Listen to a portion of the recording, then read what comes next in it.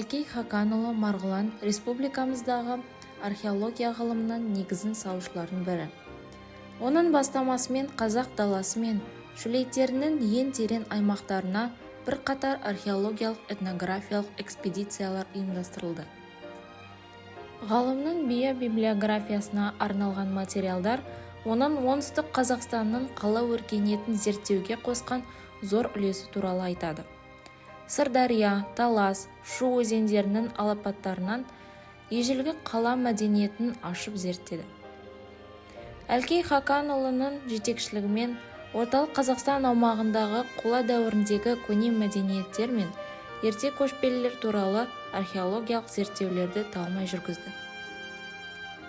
Орталық Қазақстан аумағындағы археологиялық зерттеулердің үлкен көлеміне сүйене отырып, келесі монографиялар жазылды және жарияланды.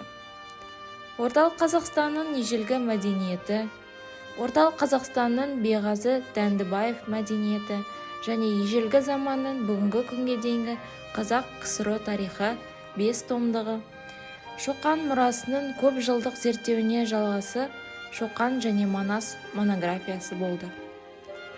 1940-1941 жылдары Әлкей Марғұлан оннан астам ғылыми еңбек жазды.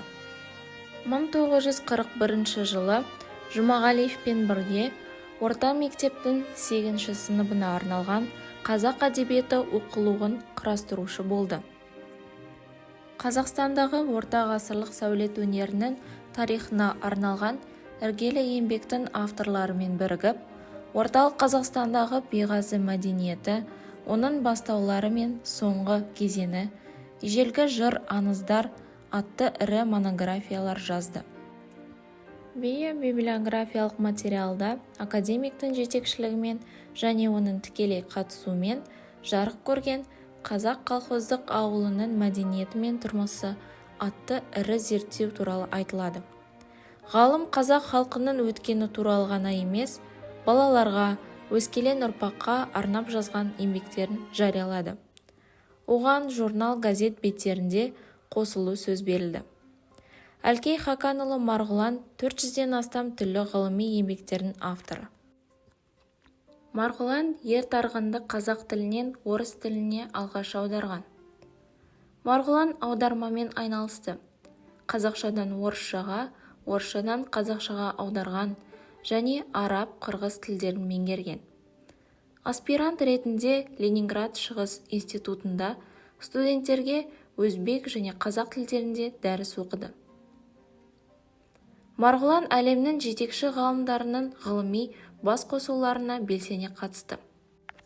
Халықаралық шығыстанушылар конгресінде орталық Қазақстанның қола дәуірінің жаңа мәдени ескерткіштерінің ашылуы және антропология, этнографиялық ғылымдардың 2-ші және 3-ші халықаралық конгрестарында қазақтың киіз үйі және оның безендірілуі, қазақтың халық сәндік қолданбалы өнері атты баяндама жасады.